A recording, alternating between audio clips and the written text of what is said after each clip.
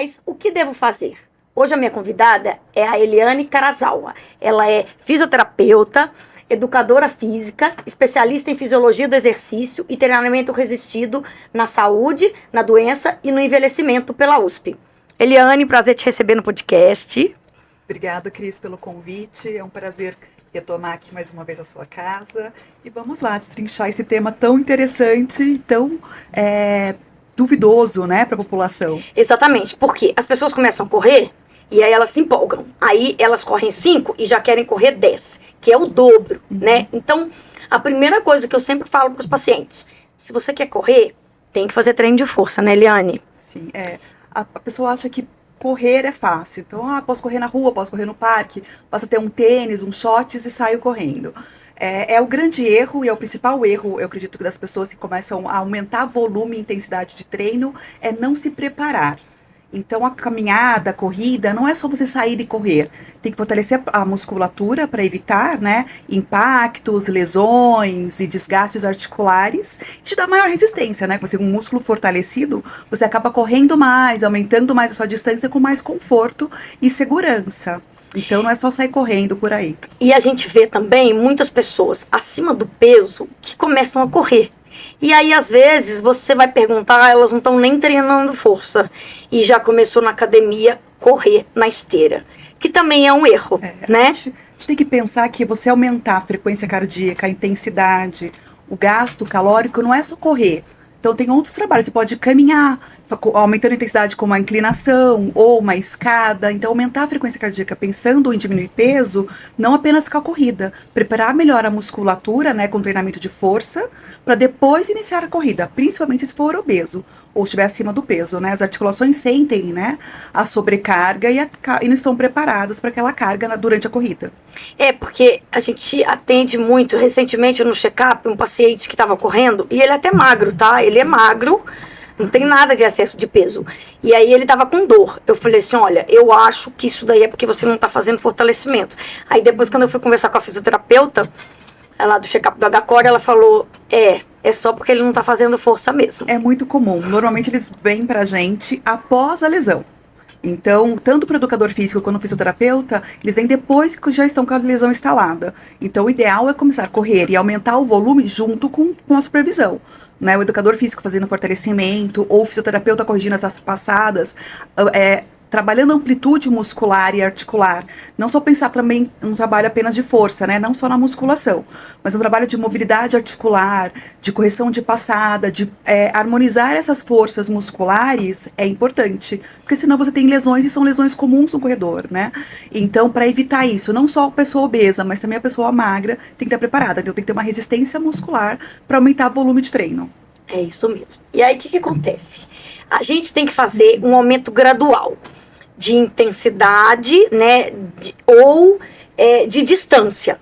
Então, assim, o que é melhor? Por exemplo, se eu corro 5 quilômetros, aí eu quero correr 10. Como que eu faço esse aumento? É melhor eu treinar mais distância, mais intensidade? Qual que é a melhor estratégia? E quanto que eu aumento a cada semana, por exemplo? Que é uma dica que a gente quer dar para as pessoas que estão assistindo. O ideal, não tem certo e errado, mas o ideal para você, e que nós vemos na prática, para evitar lesões, é você aumentar a primeira distância. Depois pensar em tempo, né? Na intensidade do seu treino.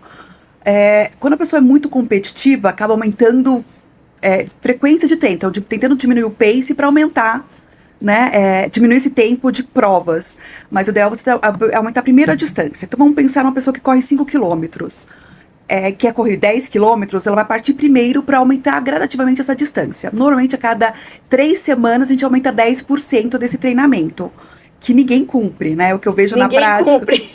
As pessoas vêm para mim com lesão aumentando o treino semanalmente. E muitas vezes até de um treino para o outro já aumenta o volume de treino. E muitas vezes as duas coisas ao mesmo tempo. A distância e a intensidade.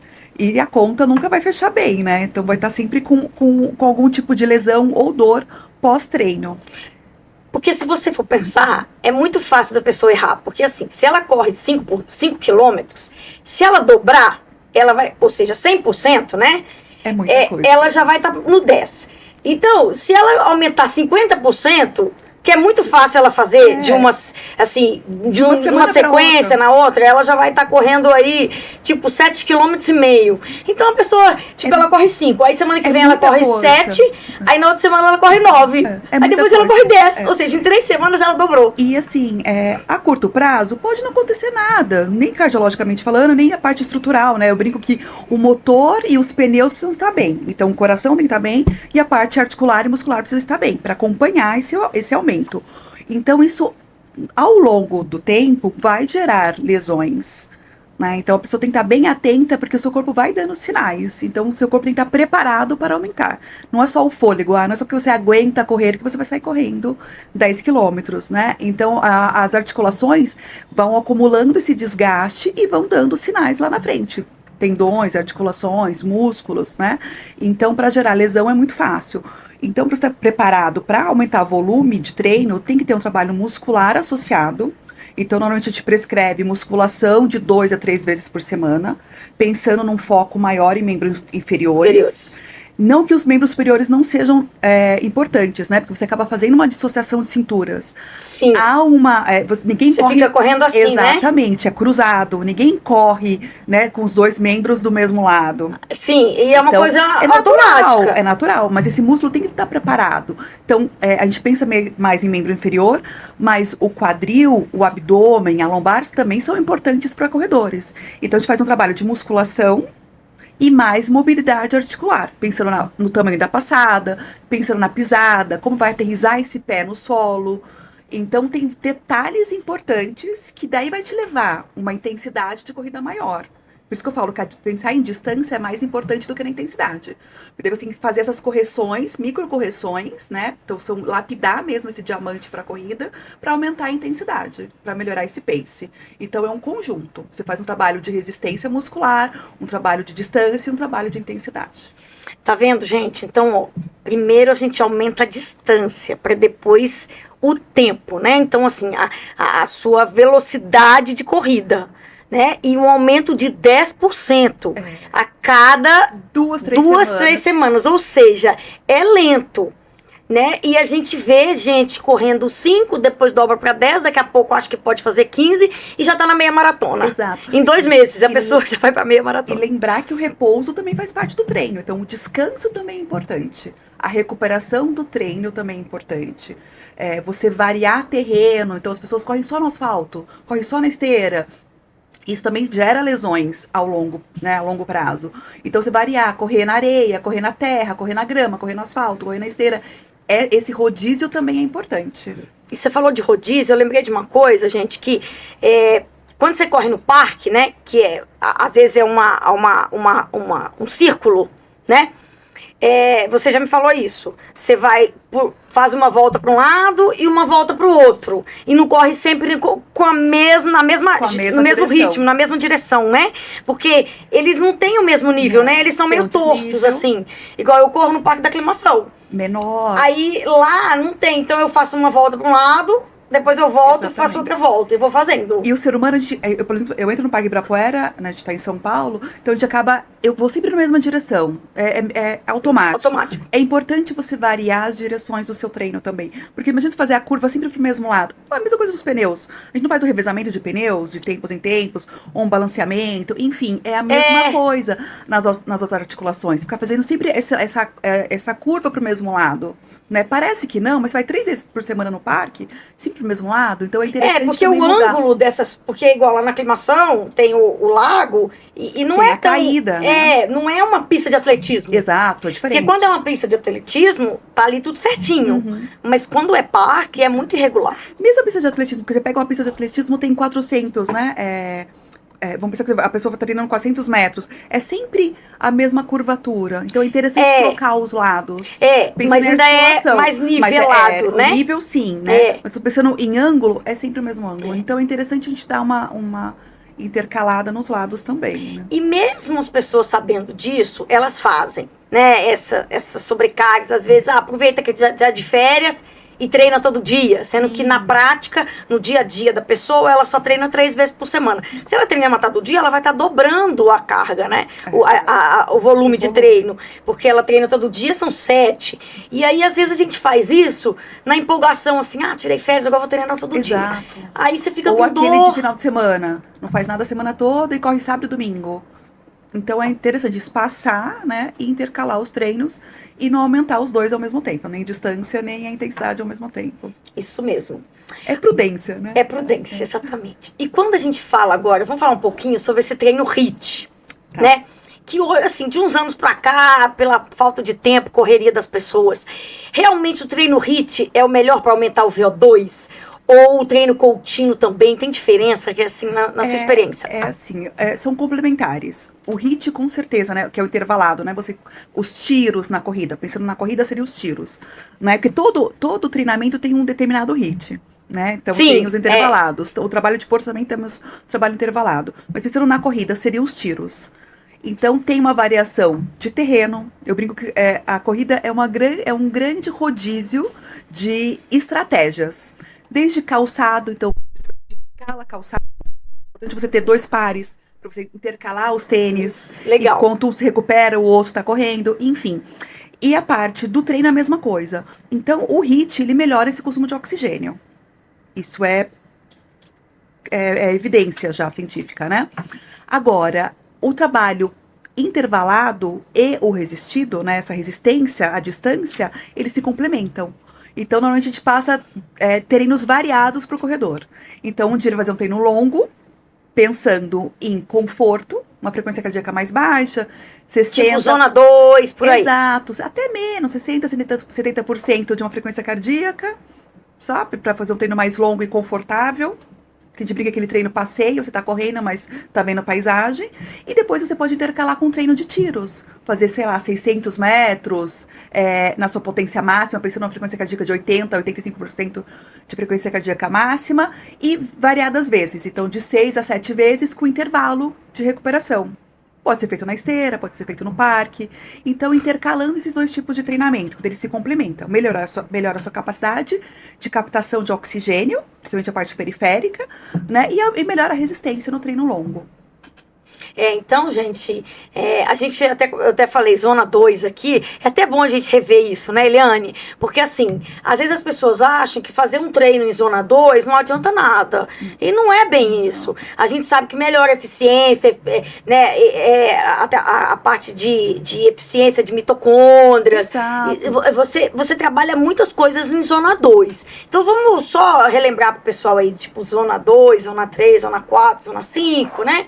Pensando em capacidade respiratória, né? Então, o que a gente tem que pensar?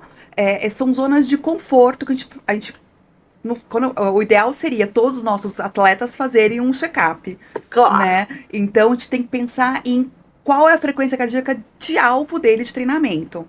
A gente fala em zonas, né? Essa percentual, os treinadores, eles passam a tabela para vocês de treinamento pensando em porcentagem de frequência cardíaca. Sim. A gente faz uma forma geral, que é aqueles 220 menos a idade, e depois a gente vai trabalhando dentro dessas zonas, pensando em porcentagem. Pensando em frequência cardíaca, a gente vai estar trabalhando em torno de 50%, 60% de frequência cardíaca, que é a pessoa que está iniciando o treinamento, que nossos corredores não trabalham em zona 1, né? Zona 1 é muito, muito leve, né? É algo que é muito para iniciante, sedentário. Idosos muito debilitados, né? Ou com alguma patologia cardiológica. Zona 2, a gente já começa a pensar numa corrida, que você consegue aumentar essa frequência cardíaca para 60%. Né? E zona 3, que é o que mais a gente trabalha. Que é de 70 até 80. Que é de 70, em torno de 70%. Né? Porque zona 4 já pega 85. E zona 5 seria um atleta de alto nível. Que tá fazendo 95, 90, 95 até 100. Isso. Que a maioria das vezes esses velocistas chegam a 100 em todo o treinamento. Então, eu costumo dizer que o atleta também beira o patológico, né? Você trabalhar com o motor sempre no máximo é uma sobrecarga que pra gente, né, atletas, né, amadores, corredores amadores, não há necessidade. Então, a gente trabalha muito na zona 4, né, de treinamento, no máximo 80%, 85% de frequência cardíaca, não mais que isso. E já os atletas de alto nível, daí é forçado a chegar numa zona mais elevada de treinamento, pensando em rendimento para a prova, né? Porque todo treinamento a gente pensa em diminuir tempo, né? Você vê agora os maratonistas, gente, é fantástico. Menos de 2 horas uma maratona, absurdo, né? E eles têm uma genética que, assim, gente, também favorece, um treinamento, né? Assim, eles estão sempre eles que ganham, né? Assim, o continente africano, nessa parte, eles estão... a parte muscular já estão em vantagem, né? Longilíneo, fibras de resistência, então eles já estão na nossa frente. Mas é fora de série, né? Baixar o tempo assim, você vê, fazer uma média de 21 km por hora. É muita coisa. É gente. muita coisa. É surreal. Né? É um pace, assim, imaginável pra gente, que corre provas de rua. Então vamos pensar assim. Aquelas pessoas que vão fazer uma corrida assim, que cansa, mas que não tá. Força um pouquinho, desacelera um pouco, acelera mais, ela vai ficar entre a zona 3 e 4. Né? É uma zona confortável. Né? É uma zona que você, no dia seguinte, você não tá com uma fadiga muscular importante. Você não consegue nem andar. Não. Né?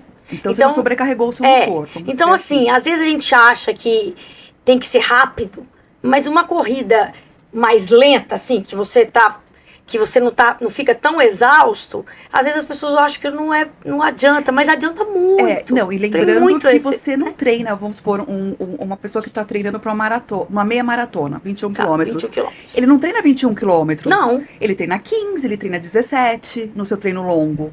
Ninguém treina 21 quilômetros constantemente. Então você faz 21 na prova. Uma pessoa que está treinando para 5 quilômetros, ela não vai treinar 5 quilômetros constantemente. Ele pode fazer uma vez por mês 5 quilômetros, mas ele treina 4, ele treina 3,5, entendeu? Então a gente vai aumentando gradativamente. A gente não treina pra prova. É igual o maratonista, né? Prova. É 30 quilômetros o longo deles. 33 no máximo. E a corrida da maratona são 42. Exatamente. Aí a pessoa fala, mas como que ele vai fazer 42 no dia? Não, ele vai. Ele treina para isso. O treino dele de resistência é para ele chegar no dia da prova e fazer 42 quilômetros. Então, o tiro vai levar isso, né? Que é o HIIT. O treino de resistência, o longão dele vai levar ele para isso. E a parte muscular. Agora, não dá para ficar treinando no seu limite o tempo todo, né? Então, as provas é para você... Eu primeiro, para curtir, porque eu adoro largada. Eu acho que essa energia da largada... adoro também, nossa. É indescritível, né? Eu acho que é muito envolvente, né? E eu brinco às vezes que eu vou mais para largar do que para correr, porque a largada é muito gostoso. Verdade. E você concluir, né? A medalha. Então, eu acho que o processo para você chegar lá não precisa ser desgastante. Né? Tem que ser prazeroso e não pode sobrecarregar. E quando você faz essas provas que você já está mais preparado, no dia seguinte você está bem. Né? Exato. Não é assim, você não consegue nem andar. Outro dia você tá dolorido demais. Como a gente pega no consultório. Assim, então, é importante, porque se você tá dolorido, é pra você não treinar, ou você tem treinamento superior, né? Porque você tem lá a microlesão das fibras musculares, né? Que vai reconstruir. Então, a gente tem que deixar o corpo descansar também. Não correr 2 dias seguidos, né? Que a gente pega muito. Eu só posso correr segunda, terça e sexta. Né? O ideal não seria ter um dia de intervalo. Né, fazer o seu trabalho de regeneração muscular, né, o descanso, a recuperação mesmo, né, que é onde a gente tem um ganho de recuperação das fibras. E aí, a gente sempre fala, as pessoas começam nessa onda de maratona, meia maratona, e aí a gente sempre escuta, olha, maratona, uma no ano. O que você acha, assim, do seu trabalho, dessas recomendações? Porque a gente vê gente fazendo 2, 3 maratonas no ano, né? Meia, os caras fazem assim, tipo... Acho que o treino da pessoa é uma meia maratona, muitas vezes, né? É o grande objetivo do corredor, né? Todo mundo que corre, vai aumentando a distância e fala assim, meu sonho é fazer meia maratona. Daí faz meia maratona. Meu sonho agora é fazer uma maratona. Então, é uma constância de acréscimo e de objetivos, né? O ser humano, a maioria são competitivos, eles querem ultrapassar marcas dele mesmo também. Então, o ideal é no máximo 2 por ano, é o que a gente recomenda, né? Para ficar algo saudável, espaçado, treinável, né? Mas não é na prática, né, Cris? Eu tenho corredores que fazem a cada 3 meses uma prova. Uma prova de então maratona. Acaba fazendo 4 provas num ano. Né? É o que faz menos. Então, na prática, a gente vê um volume muito maior. Tem que ter um período de recuperação. É um desgaste muito grande, uma desidratação muito grande. se você pensar, né, uma prova de 4, 5 horas, não é uma prova tranquila de ser feito, né? Não fica Sim. sendo um ser humano Nas normal. pessoas normais, não um pelo menos atleta. 4 horas e pouco a pessoa vai ficar 4 e correndo. meia, né? E então é um desgaste muito grande. Então tem que ter uma recuperação importante. Eu diria que 2 no máximo no ano, pensando na parte muscular e articular, para não ter problema. Porque não é só a corrida em si, tem todo o treinamento, tem todo esse Sim. processo para você chegar lá, né? Porque você tem o processo de treinamento, você tem que.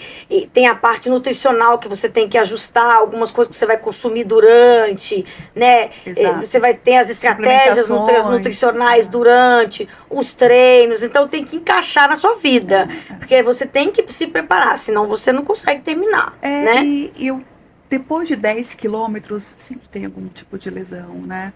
O treino, a gente aumenta volume, sempre tem lesão.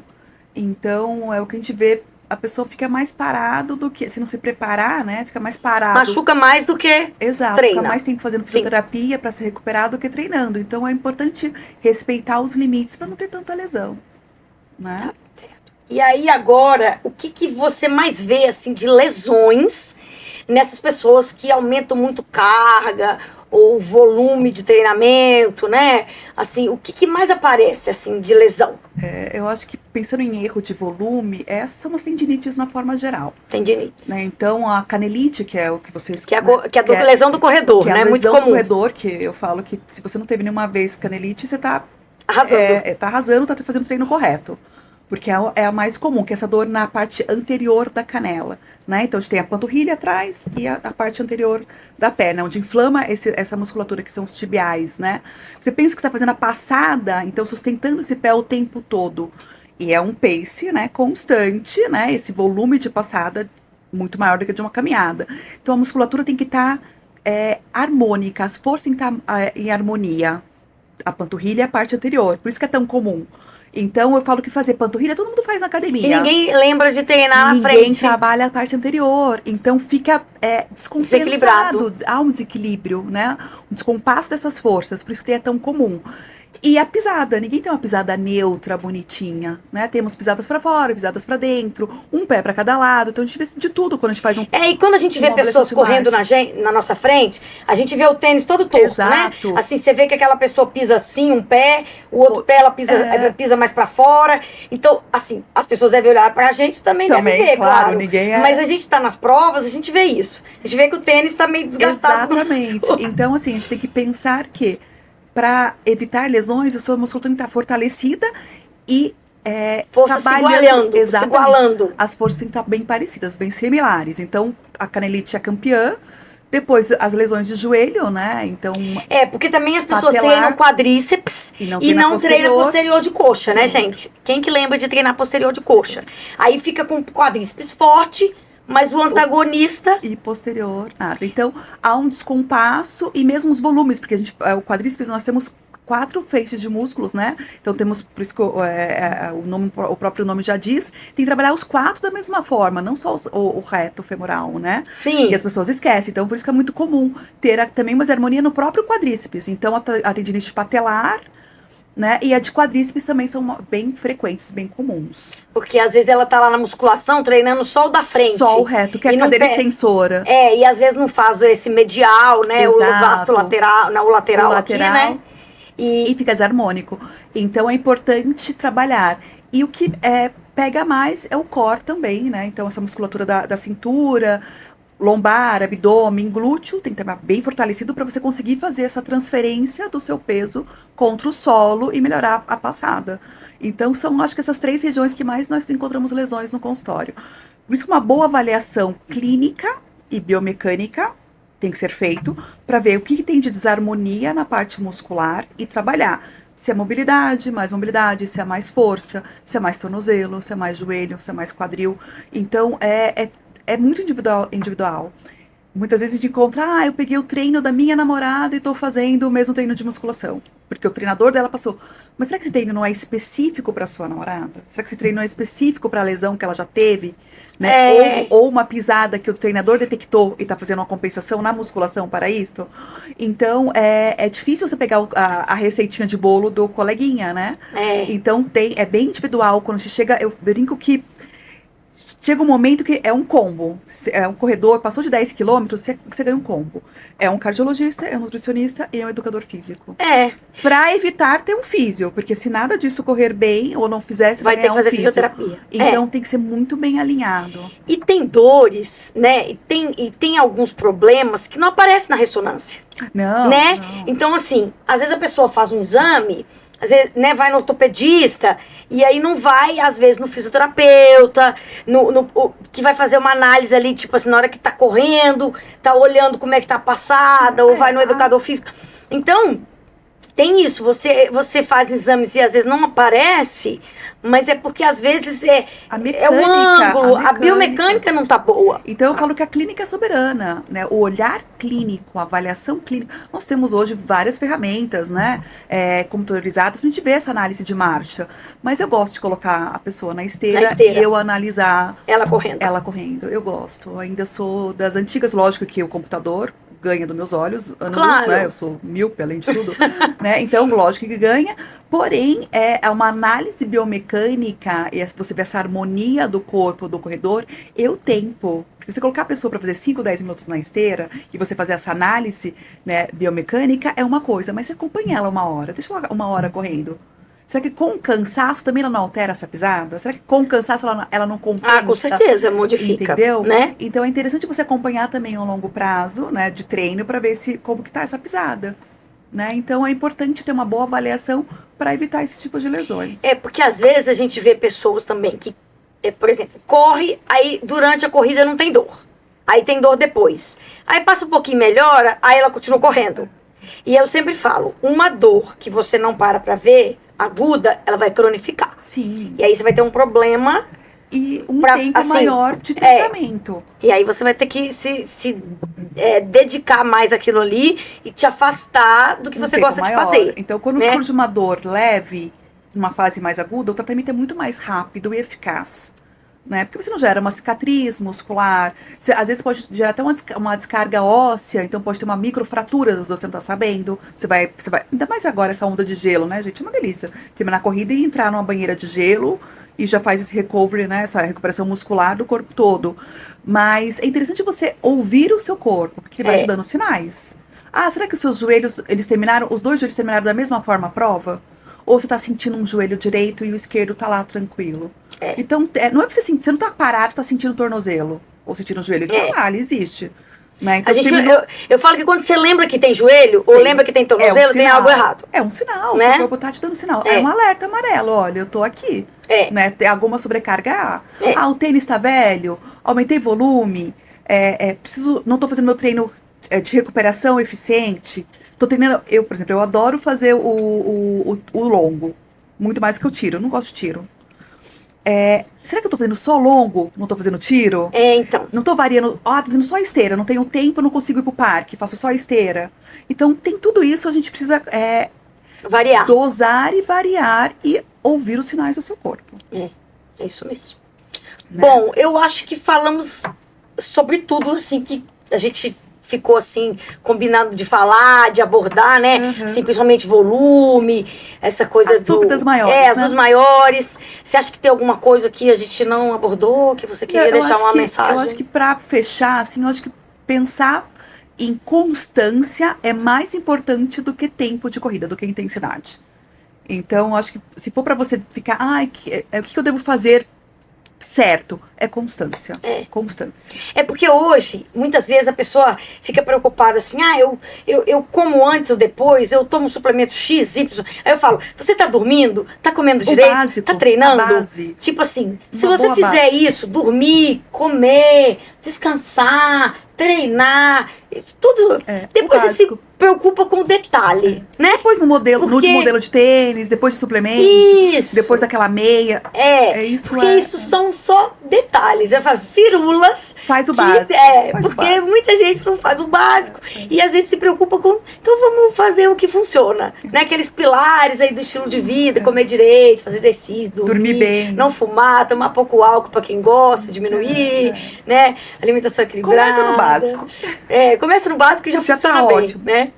Eliane, queria te agradecer a presença, foi ótimo, acho que a gente trouxe aí bastante informação para as pessoas, que a maioria são corredores normais, né? São pessoas que começaram a correr 3, 4, 5, aí chega no 10. Não sabe o que fazer. Porque a gente acha que é muita gente treinando, é muita gente correndo, mas isso ainda é uma bolha, né? Se você for pegar quantas pessoas fazem 10 quilômetros, pouquíssimas pessoas, só que a gente vai nas provas, a gente vê um monte, aí a gente acha que aquilo ali mas não é, né? Então, É uma se ilusão. você está fazendo 5 quilômetros, 10 quilômetros, você já está assim, num percentual muito pequeno da população que faz esse tipo de esforço, né? Então você já está de parabéns. Então vá devagar, respeite seu corpo, escute o seu corpo, que ele fala com a gente. Sim. E eu falo, se você lembra que tem um braço, que tem um tornozelo, que tem um joelho, é porque tem algo errado. Exato. Não é pra gente perceber, né? É pra ficar ali natural, né? Então, obrigada mais uma vez. Foi ótimo o nosso bate-papo, viu? Obrigada você pelo convite. E assim, qualquer dúvida é só entrar em contato com a gente pelo Instagram ou pela clínica, né? Estou sempre aberta para tirar a dúvida de vocês. Tá ótimo. Pessoal, ficamos por aqui. Até o próximo podcast.